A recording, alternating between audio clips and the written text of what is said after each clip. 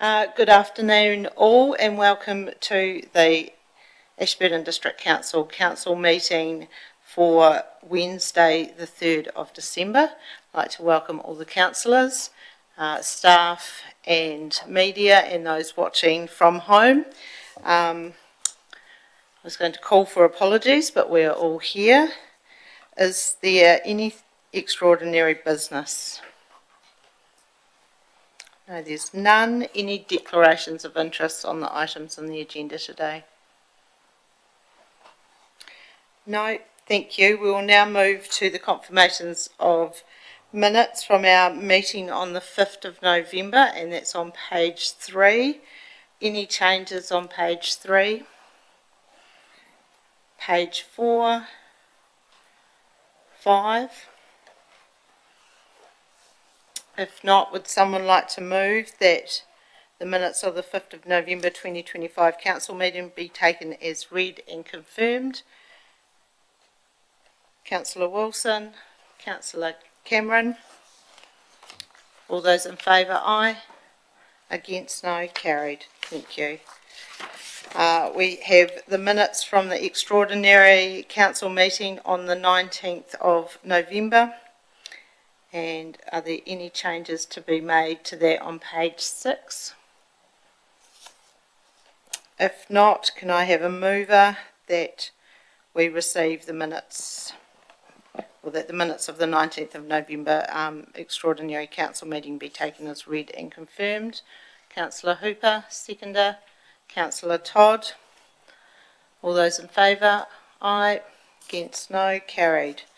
Thank you. We'll now go to the minutes of our committee meetings. So we have the Audit, Risk and Finance Committee meeting from the 19th of November on page 7 and page 8.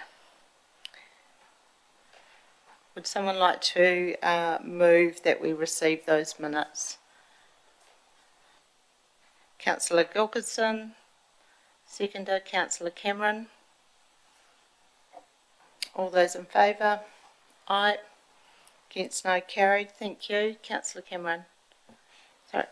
So we do have a recommendation there on page 8, and the recommendation is that the council receives the Bank Court Treasury report for the September 2025 quarter. Councillor Cameron, would you like to move that? Yes, please. And a seconder, Councillor Ellis. Any discussion? No, I'll put the motion. All those in favour? Aye. Against? No. Carried. Thank you. We have the Three Waters Committee meeting on, we have the minutes here on page 9 and 10. Any change? No, we're just receiving those minutes. Would someone like to move that we receive those minutes? Councillor Ellis. Seconder. Councillor Moffat. Any debate? Discussion? No, I'll put that. All those in favour, aye. Against, no. Carried. Thank you. We have the Methven Community Board minutes from the 3rd of November, page 11, 12 and 13. Would someone like to move that we receive those minutes? Councillor Maxwell, seconder. Councillor Gilkinson. Any discussion? No, I'll put the motion. All those in favour, aye. Against, no. Carried. Thank you. Right, we are now on page 14 and the 2024-25 annual report adoption. Have we got coming up for that?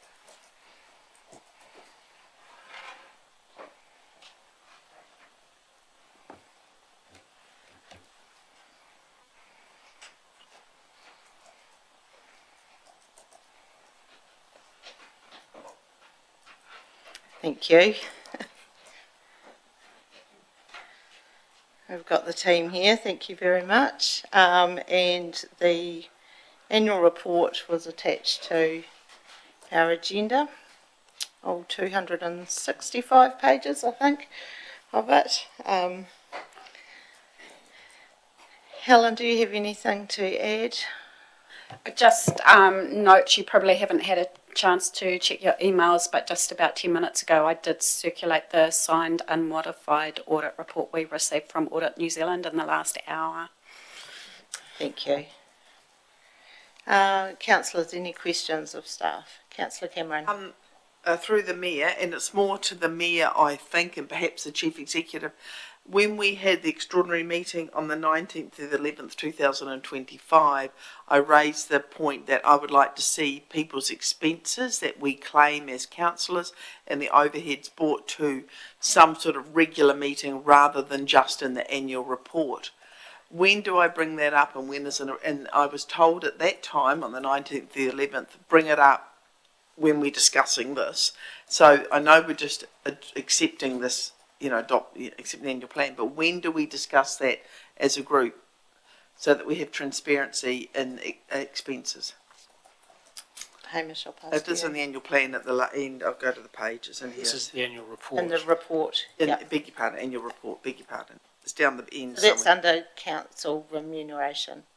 Maybe I've just got to find it. It's down the bottom here. When will we discuss that? If you wish to discuss that matter in general as it's disclosed in the annual report, you could discuss that right now. I want to move a motion and have it accepted and agreed that the expenses incurred by councillors for whatever it is are declared quarterly in our some sort of forum in our council. So that's what I want. Do I develop a motion now, or do I do it? No, just ask the question and how we would report that. I think we will respond to a resolution of council. So I would suggest that if you have a specific resolution that is really clear what it is that you're after, and it gets the seconded and passed by council, then we can respond to that. So if there's things you would like to discuss and move at this meeting, then that's what you should do. And would this be a good place to do that? So I'll test the waters. So I'd like to, and I take guidance through the chair to Helen whether this is the appropriate place to do it. But I would like to see expenses declared in the variance report on a quarterly basis. So my motion is councillor expenses are declared in the variance report on a quarterly basis. That's my motion. Okay, is there a seconder for that? I'll second. Councillor Hooper will second. Okay, would you like to speak I to think the motion? there's certainly pressure from the government, and there's increased awareness with regards to the cost of the regional councils and also the cost of local councils and the cost of councillors, but also the rates and a transparency issue of which I think we all campaigned upon. Transparency with regards to the overhead for democracy in our communities, and I think the community have a right to know what it costs to manage this, the democracy overhead. And I think that having it retrospectively reported in an annual report is not transparent, in my view, enough. People have to seek it out, and then by then it's done. I'd like to see it made a current, rolling on regular overhead that's disclosed to the community, and I think that seems to me a no-brainer and perfectly reasonable request. So that is my rationale for thinking of that. And I have had, and I'm responding to some comment from the community when I say that, but that's not why I'm saying it. Yeah. Thank you. Speakers for or against? Councillor Moffat. That seems to make sense to me as far as people being regularly updated in that way. So I presume that would be online and available to the public then? I think the resolution in front of you talked about appearing in the variance report on a quarterly basis. So that's what you're considering. Any other speakers for or against? Councillor Ellis. Thank you. Just seeking clarification. Councillor expenses, is that expenses claimed you're talking about? Because I could say what my expenses are, but I might not necessarily claim them. Well, Councillor Todd's got no. We're in debate mode. I'm suggesting councillor claimed expenses because it's the impact on the people that are paying for our stipend, if you like. As in remuneration. Yes. Councillor Todd. Thank you. I'm happy that we be as open and as transparent as possible, rather than having it reported yearly in between page 1 and 250. It's a bit difficult to properly find. So at least this way, it's going to appear maybe 4 times a year, that people can check that out. Thank you. Any other speakers for or against? I'll put the motion. All those in favour, aye. Against? Carried. Thank you. We'll move back to the annual report. Thanks, Councillor Cameron. So we had the update. Are there any questions on the annual report?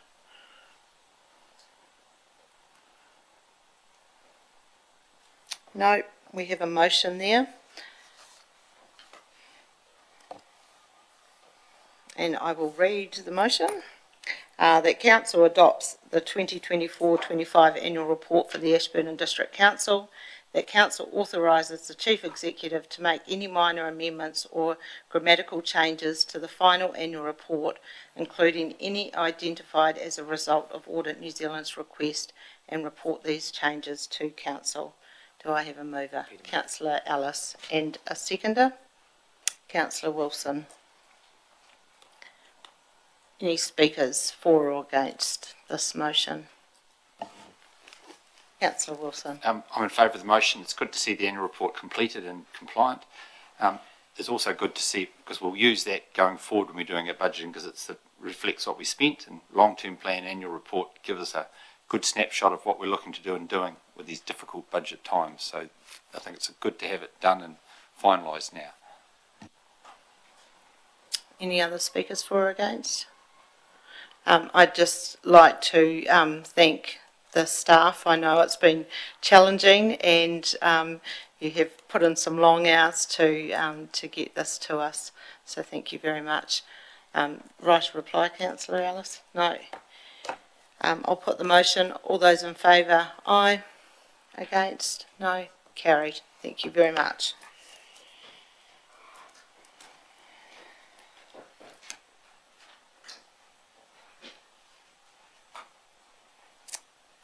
So our next item is item number 10, reallocation of economic development funds.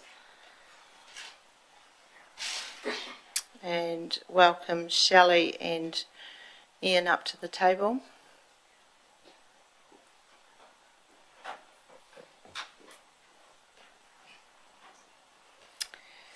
Anything to add? No, thank you. Thanks. Any questions from councillors? Councillor Wilson. Just to put it in context, what's the total budget in the Economic Development Department? Roughly speaking, just over $1 million. The operational budget is closer to 250,000, 300. Councillor Moffat.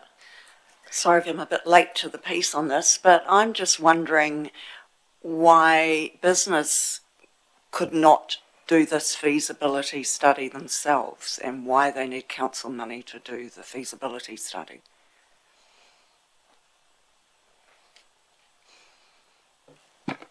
Thank you through the chair. Businesses could do this themselves. However, it's laid out in front of me in the Economic Development Strategy, which was adopted by Council in 2023 as an action to move ahead with. I assume you're talking about the CBD objective. And as I can see that would be the objective that we'd gain the most traction with, it's one that I'd like to take forward. And as I can see the 50,000 sitting for the Learning Hub not necessarily being required any longer, it would make it an easy transition of funds into a positive study instead. Okay, thank you. Councillor Cameron? Just point 16 on page 20. The continued development of a full learning network program will be developed to facilitate training and workshops in the community and local businesses, and it goes on. But we're not doing the feasibility study. Are we suggesting somebody else is going to develop the full? Thank you through the chair. The original and initial objective was to develop a learning hub and an innovation centre, which would run within the hub. The hub itself is a physical campus, and that is what the $50,000 feasibility study was allocated towards, developing a physical campus. The innovation centre has now been renamed to a learning network, and it's the learning network that would continue and which we're currently running at the moment under our BAU budget. Okay, so the learning network, which according to the report is like people doing it online or people doing it after hours or whatever, so it's just a group of people. Okay. I have one more question, if I may.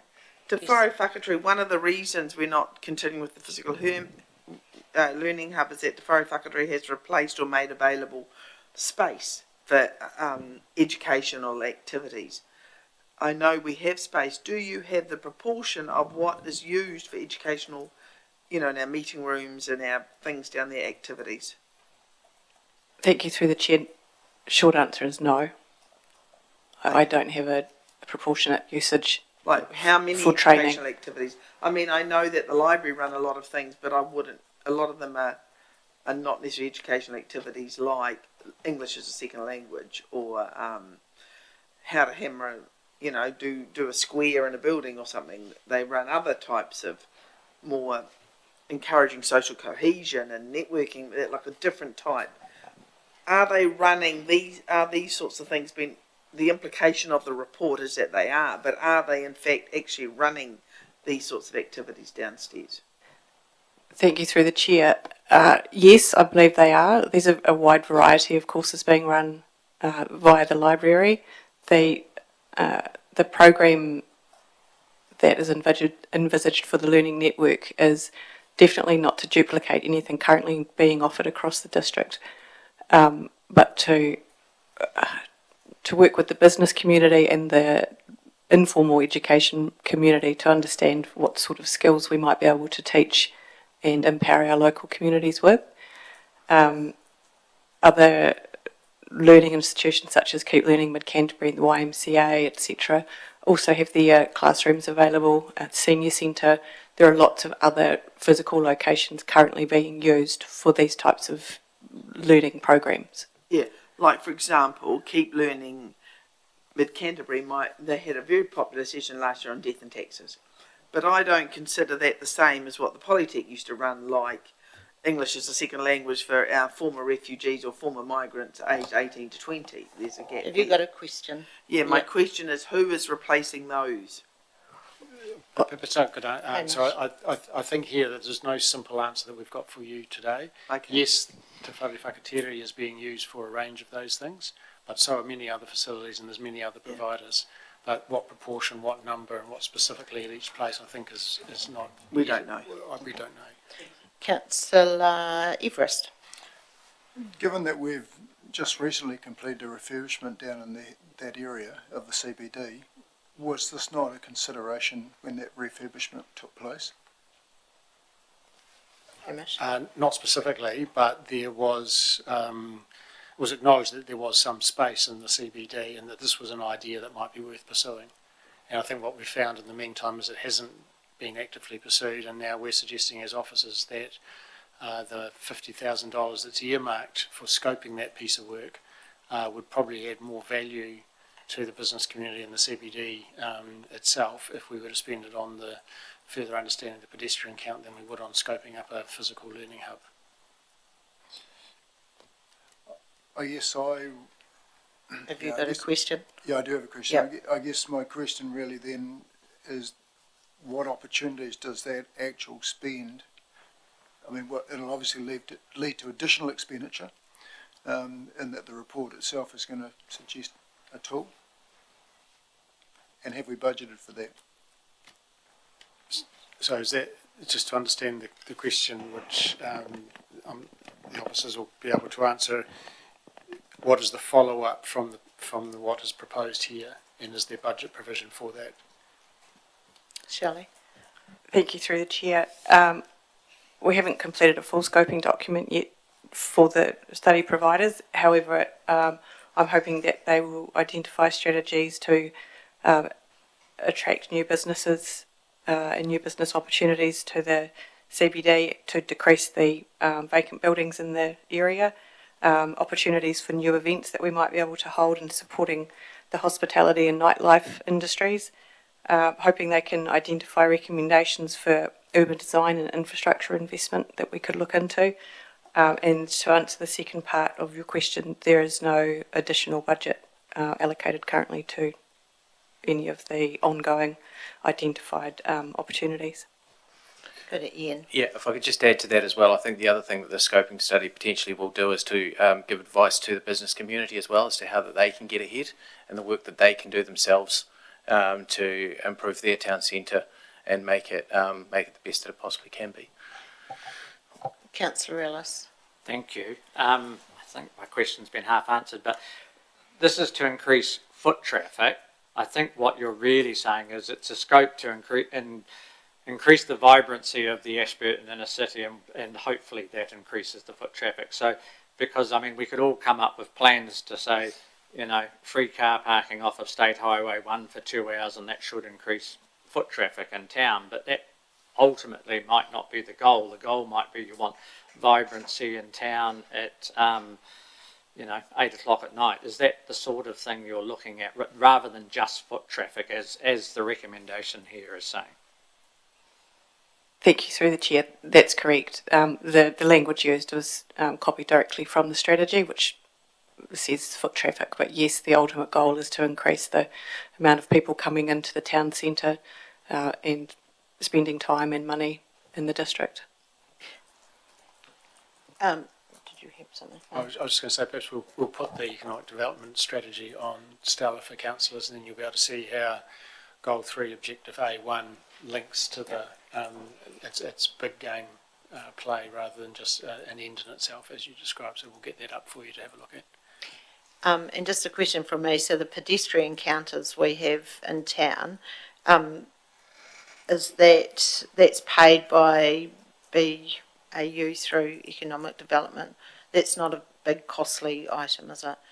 Thank you through the chair. Correct, it comes from the economic development budget, and on annual subscription for that is around 4,000, 4,500. Thank you.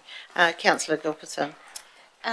Yeah, so it's been in the LTP, but I just wanted you to give any anecdotal or real data around the pressure that you've received from public to choose this project over other projects, if any.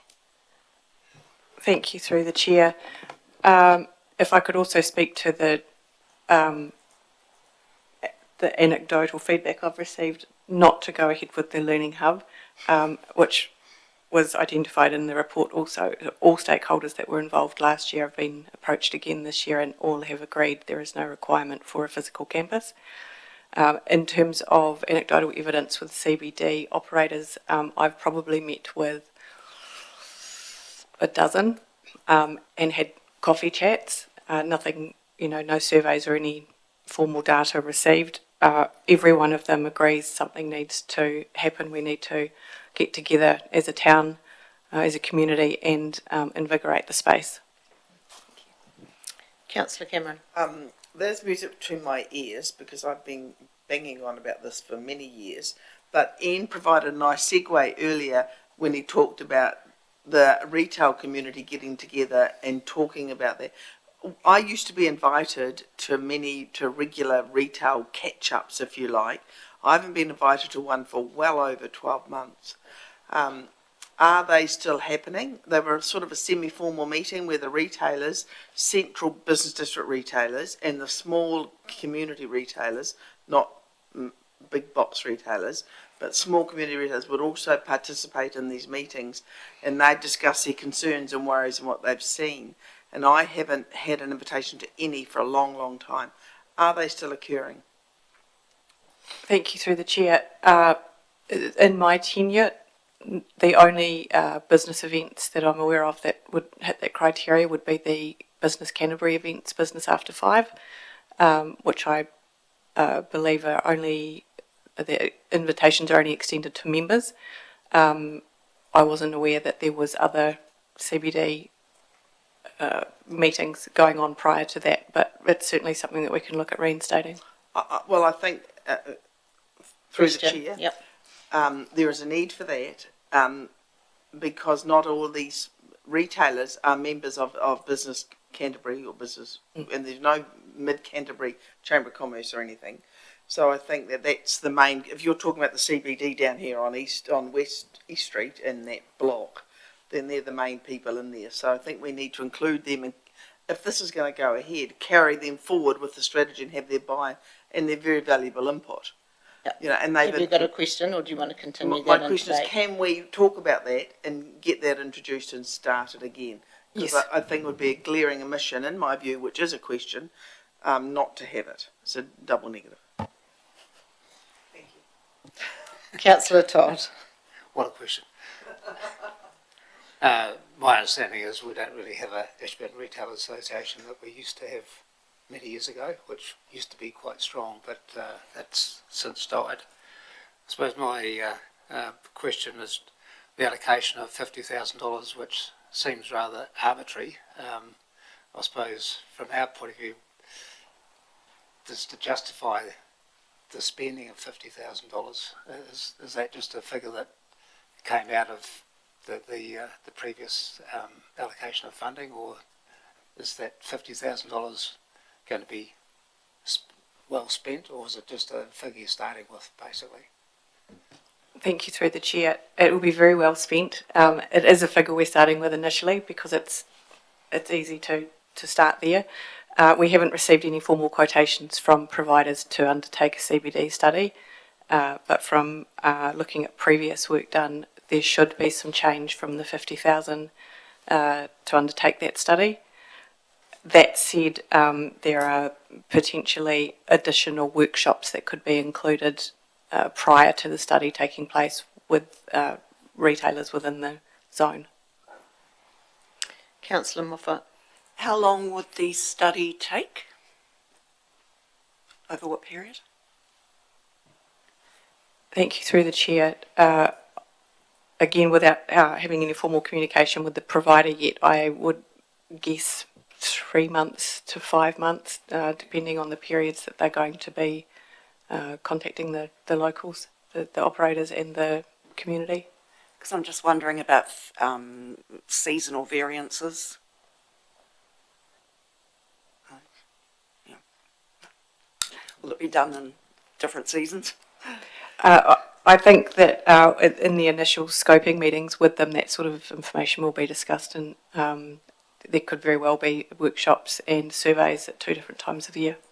So would it just be business owners and operators, or also members of the public as well that you would be canvassing? Definitely members of the public, all stakeholders that would be impacted, including developers, real estate, insurance, everybody that would be impacted, all the key stakeholders. Okay, thank you. If there's no further questions, there is a recommendation there, and I'll read the first part, that Council reallocates the sum of $50,000 currently allocated for a feasibility study for the creation of a learning hub budgeted within the 25-26 financial year to scope and undertake a feasibility study of the opportunities available to increase foot traffic in the Ashburton CBD as described in Goal 3, Objective A1 of the Ashburton District Economic Development Strategy. Do I have a mover? Councillor Ellis. Seconder, Councillor Gilkison. Any discussion? Councillor Everest.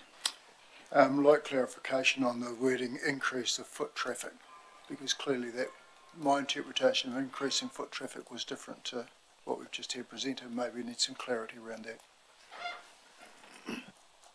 Councillor Hooper. Thank you. The landscape's changed for us, and I think the important bit is in option 3 where it says returned as surplus to reduce the 2026-27 rate requirement. Millions has been spent on the CBD upgrade and our town centre is gorgeous. I think it's time for council to get out of the way of local business and let them get on with being local businesses. We need to stay in our lane, so option 3 for me. Councillor Gilson. I think that the reallocation of the money is a no-brainer from two aspects. Historically in economic development, it's always been the thing, we need to have a learning hub, and it's a bit of a buzzword, but times have changed and the way that people learn has changed, so I'm really pleased to see it reflected in this report. Secondly, CBDs have also changed because of the landscape of the way that we live, in terms of people, COVID changes things, and it means that CBDs, the way that we use them, the way that we work, has actually changed the way that people come in.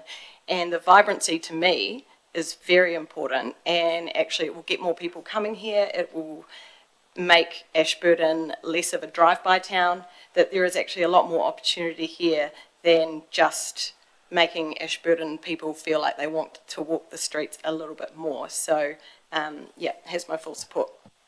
Thank you. Councillor Todd. Thank you, Madam Chair. I suppose having spent 50 plus years working in the CBD, I'm all in favour of researching ways of revitalising and stimulating activities within our town. I look at Greytown over the hill from Wellington, which is a town with quirky and boutique type stores, but they attract custom from over the hill from Upper Hutt and Lower Hutt and Wellington. So maybe it's definitely worth a visit. But you look at a person who's enthusiastic and arrives in a town like Reefton, and there was one person who has on his own bat revitalising that town. So you can definitely revitalise towns that are 100 years old plus. But I think we need to promote maybe a think tank with like-minded retailers and developers in the town first, and get their feedback. But if we create the right environment, we've got State Highway 1 just across the road here. They've got thousands of cars going through our town every week, but we need to give them the reason to stop here and shop here and have lunch or coffee or whatever. So we need to create that right environment. So I'm definitely in favour of investing this money in this project. Thank you. Councillor Cameron. Thank you, through the chair. I agree with all the previous speakers. I am concerned of the immediate like-for-like reallocation of the dollars. If we look on page 65 of the variance report coming up soon, we'll find that economic development has a very unfavourable budget at the moment. So $50,000 is still $50,000. I'd like to see the brief tidied up and narrowed, the scope delineated clearly, and I'd like to see engagement just to make sure with the community group that previous speakers have mentioned, just to make sure that we're on track for what is needed and what's seen. So I'd like to perhaps reconsider it when we go through the long-term plan, which is only next month, when we go through the annual plan, which is only next month. That would be my view, but of course obviously it's my heart, so I'm prepared to support it, but that would be my view. So that this money is in this financial year? So otherwise would go on the consolidated economic development debt, is that right, or deficit? Not debt. The proposal in front of you is that money which we think can be better spent from one project to another in this current financial year. That's what we're saying. So the project will begin It'll begin and finish. So by the time you get to 1 July, which is where the annual plan kicks in, this money will have been spent under the motion in front of you. My main comment then is that it seemed the rationale and the thinking behind it, I would like to have more expanded a little bit, but I presume that would come as part of the development for the feasibility conversation, I'm guessing. So we're debating the motion at the moment. Yeah. Yeah, we're debating, you're debating the motion whether to reallocate the funds. If you don't reallocate the funds, we're not going to do anything because there won't be any money to do anything. If the motion is defeated, then you'll essentially get option 3. The money will be returned to general equity because it won't be spent on the learning hub and it won't be spent on this project either. If you support this project, then we'll have the budget allocation, and then you might want to propose a process that would suit you to do that. But without any budget, there is no point in us starting on a piece of work. So that's what we're seeking from you here. Okay. Further speakers for or against? Councillor Maxwell. I currently would speak against this. I think that we're so close to doing the budget, it just feels like a reallocation from one place to another, and that it should be returned for now, and that we look at the economic thing in a whole and do some more research, get more clarity, and put the right sum of money in the right place to hopefully achieve the right result. Councillor Moffat. I'm all for council supporting economic development, but there is economic development beyond retail. I'm envisaging that if we do a feasibility study, then something will, I could be completely wrong, I'm imagining what we'll get is something that says we need more attractions, we need more events. So do we then have money in events to follow through in anything that comes through in feasibility? And that's what I'm worried about. Do a feasibility study, you get a whole lot of stuff that can't be done, then it's shelved. So. Thank you. I will put the motion. All those in favour, aye. Oh, sorry, did you want to write a reply? Sorry. I'm speaking in favour of the motion with the understanding that the scope's wider than just foot traffic as the link through to the economic development plan. I believe it may then flow on into telling us that we may need to close a road or go just a one-way road through our triangle precinct so that helps that area and increases foot traffic there, which will then flow on into town. We don't have that information at the moment. The attracting people off of State Highway 1 and getting them to stop and spend a little bit of money here, if 5% of those cars stopped and bought a coffee, the economic turnaround for some of our shops that have unfortunately closed in the last couple of years, the outcome for them may have been different. So I think 50,000 is a very small sum of money to spend to see if we can make our town vibrant and then have a flow-on effect of attracting new businesses, and we may end up as the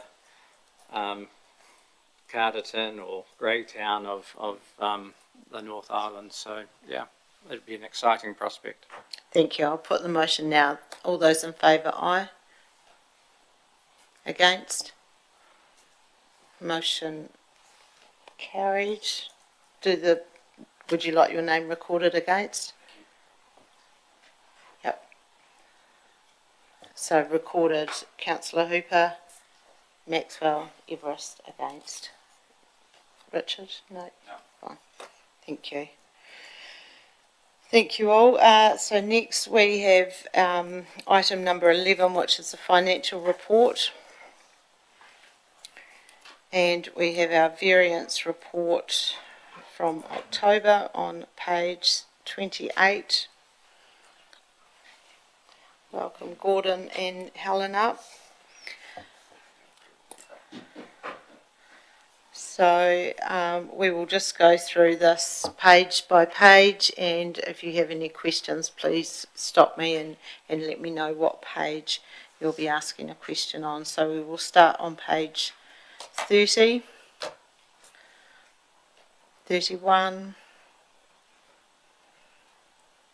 32, we've got drinking water on 33, wastewater 34, stormwater on 35, stock water 36, waste reduction and recycling on 37.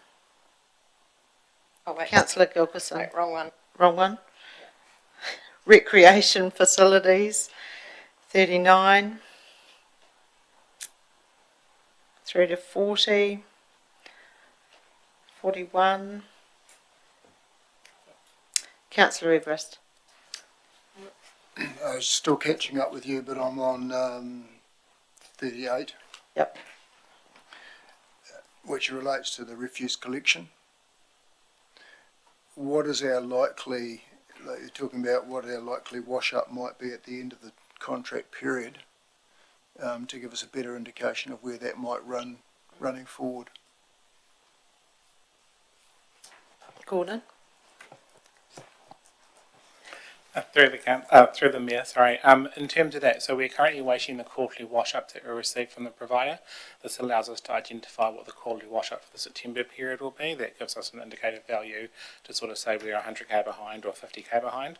When we receive that initial additional invoice through, we'll be able to come back to you with some more information. We're hoping that we can do that next month. So you have no idea of where that might sit through your chair? Neil. Yeah, through the chair, the unknown at this stage is just the contract price adjustment. The index hasn't been released, so until we get that, we'll then know exactly what the impact of that will be. Thank you. Councillor Cameron. Thank you, through the chair.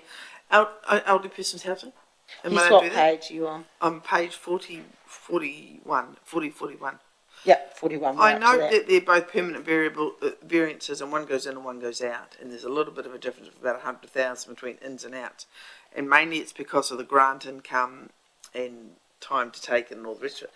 Can we not plan for that so we don't see this lumpy sort of report? You know, like, do we not know when the grant income's coming and plan for that, and then do the building and plan for that? And Hamish?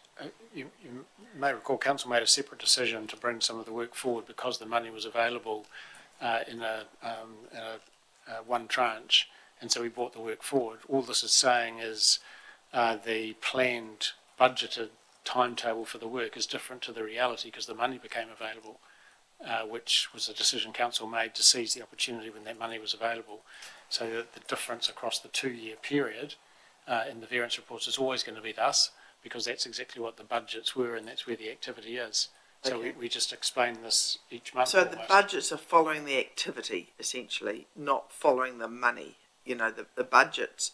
We got a grant, so then we're in credit, and then we built, so then we're in deficit, and they balance they pretty much balance each other out. But The issue here was timing. We got double the grant in the first year, so yeah. we received the money, and therefore, because we budgeted for it across 2 years, it's always going to be different to the budget. The budget doesn't change because the world does something different. We don't change the budget, other than the carryovers. May I ask another question subsequent to that? I understand that, thank you.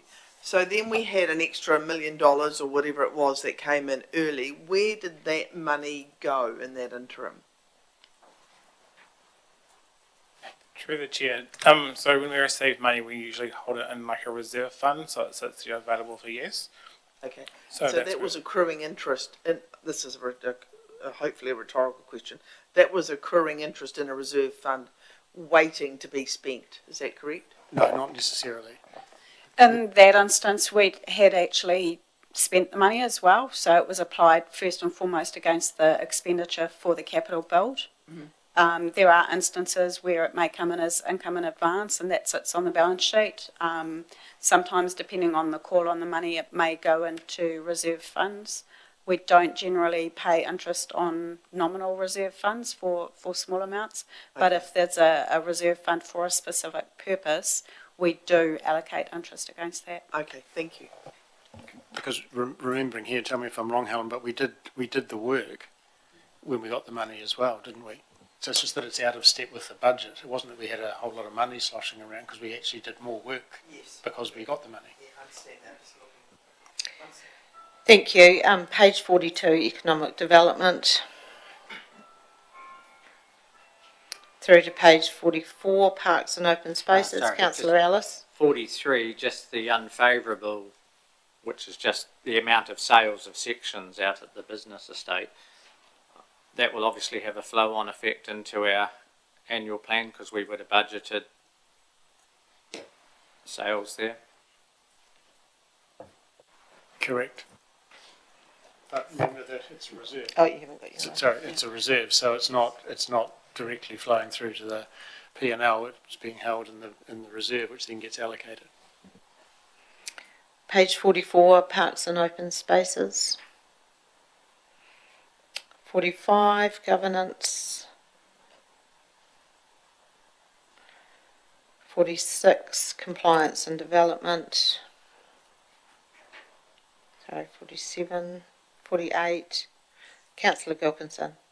Just going back to 47, so looking at the operating income for parking, because it has come up a few times and it's 58% of its expected income year, so it's up quite a lot. What is that based on? Why is it so much above budget? Do we know, like, are we being harder on people? Is it something to do with the camera new system that we've got that's... Gordon? Yes. So the parking essentially is coming in higher because the government increased the charges or the fees associated with people parking in disability parks. As a result of that, the income, for example, is much higher than we're anticipating in the budget. So that's one aspect of it. It kind of gives a big contribution towards it. There's also kind of differences in terms of we're quite conservative with what we assumed would happen. But as you kind of go through the year, we are seeing a little bit of a higher uptake in terms of parking inappropriately. So, for example, that would trigger the fees to come through from the parking wardens as an example. Hamish?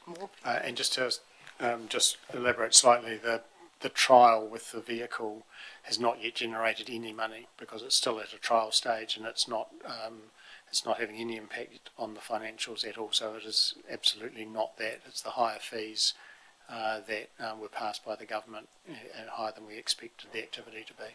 So does the trial card just go around and it would be like a hypothetical, if it was doing its job, this is what it would have found? Is that Yeah, we're sense checking what the vehicle is finding with the work that the parking officers themselves are finding, and we're making sure that if we were to bring you a paper suggesting we were to go live with the vehicle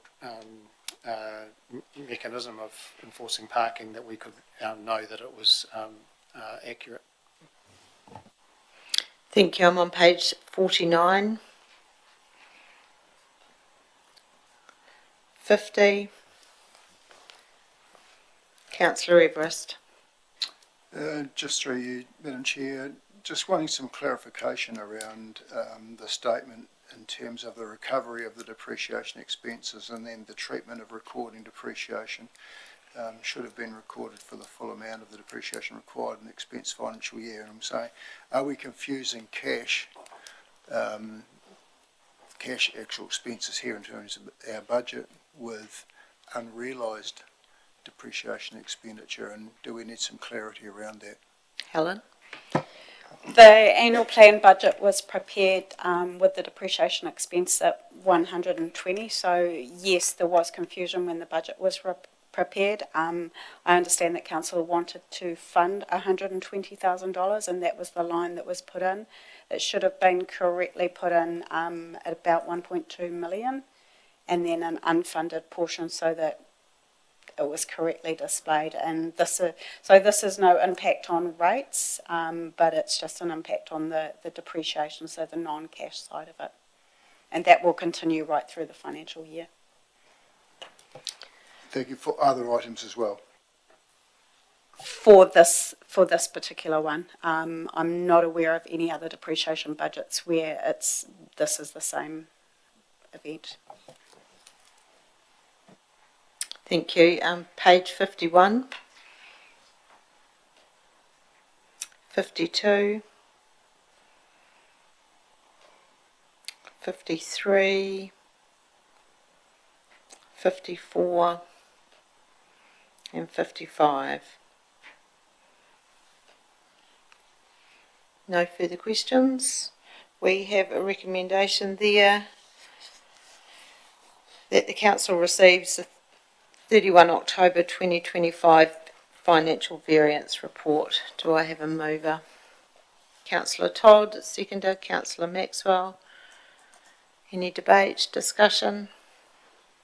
Probably just to note that this will be the last financial report that will come to a full council meeting. The next ones will go to audit, risk and finance in the future. So I will put the motion. All those in favour? Aye. Against? Carried. Thank you.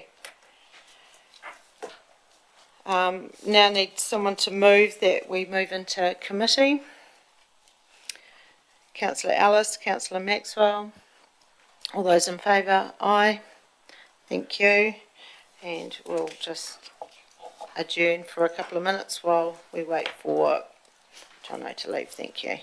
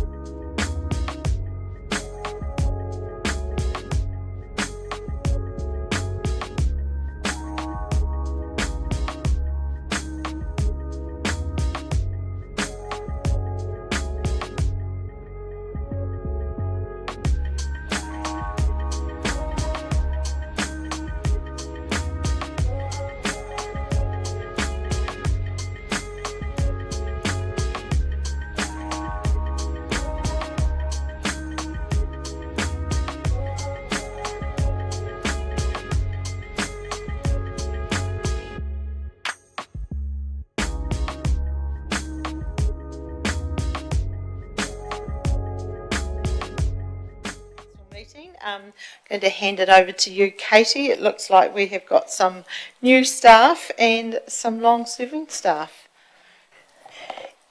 Thanks, Liz. We have a very busy agenda today. We are playing a little bit of catch up since September, just so they've got a bit of a backlog to get through. So you'll see we've definitely got a full house back here. So first of all, we will start with the new starters. And firstly, we have Sam Gatley. Sam, want to stand up? Sam is our collections and exhibition lead at Reallocation. Then we have Raymond Villacarlos. Raymond has joined our finance team as our financial accountant. We have Nikki Dool.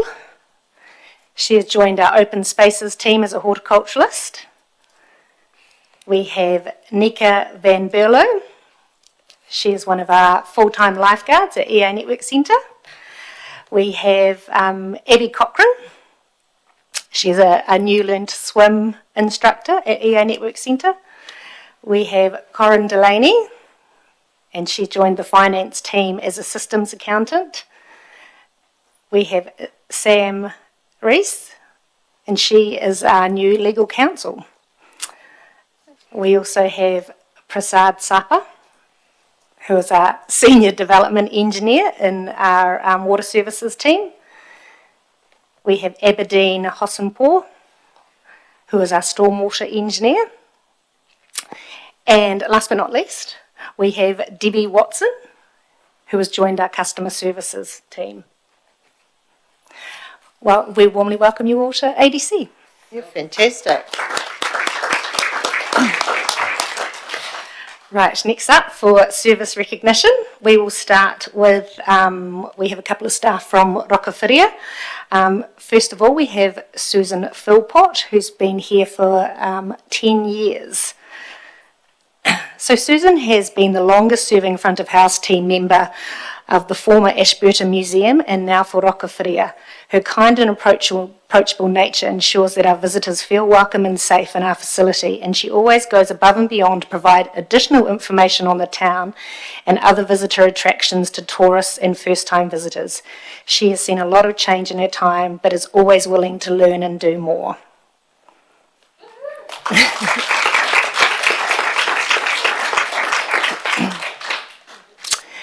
Next up, we have Sharon Pamcharan, who has been recognised for 5 years' service at Rockawhiria. Sharon is a vital member of our front of house team and has become our weekend in-house tech support, troubleshooting and supporting the team to solve all sorts of problems. Her cheerful and warm approach to our visitors makes our facility a better place for everyone. In the last year, Sharon has willingly picked up more hours to support our school holidays activities, extending her skills, teaching children with various crafts on offer.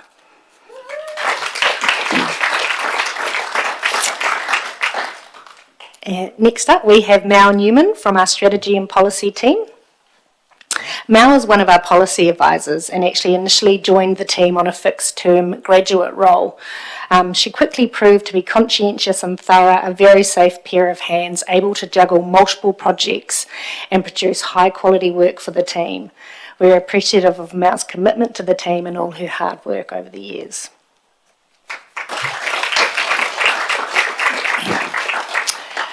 Next up, from our information systems team, we have Hannah Ashby-Koch, who's been recognised for 5 years' service. Hannah has a passion for GIS. Since joining us initially as a GIS analyst and then becoming our GIS team leader, Hannah has used this passion and her experience to take our GIS system forward, building out spatial solutions which support council services from animal control to water services. Hannah has supported those in the GIS and wider IS team, sharing her experience and guidance readily to deliver best outcomes for all involved. Next up, from our customer service team, we have Linnea Roach, been recognised for 5 years' service. Linnea joined the customer service team permanently in about 2023, but prior to that was one of our parking wardens. Linnea was great at keeping us informed on what was happening out in the streets of Ashburton, and this now helps a lot in the customer service teams with parking infringements processes and locations of where things are. Linnea cares a lot about her job, workplace and her community, and this shows with her contribution to volunteering her and her husband's time for all our ADC events.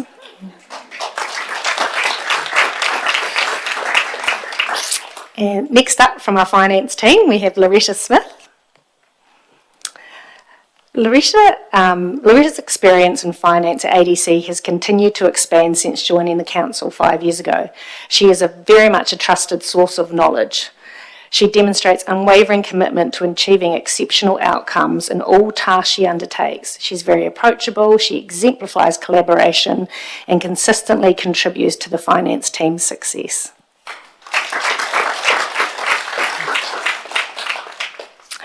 And lastly, we have Marie McNally from our assets team, who's been recognised for 20 years' service. Marie is very much a key member of the assets team, and she is definitely not one to blow her own trumpet. She has developed a great deal of knowledge of Council's 3 water assets and has the innate ability to find snippets of information that Heather thereto has been unable to find. She loves a good spreadsheet and slicing and dicing asset attribute data, but she is in her most happy place when plotting new information on the 3 waters information layers in Council's GIS. Thank goodness for Marie.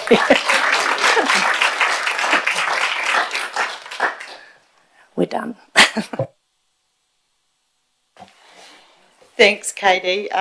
Wonderful to see so many people here, and all. I didn't count up the total number of long service, but I'm sure it's a lot. Welcome to all the new staff. Look forward to catching up and meeting you all, and congratulations to all those who received a long service award today. It's wonderful. We're going to break now and have a cup of tea, and you're all welcome to join us. Thank you.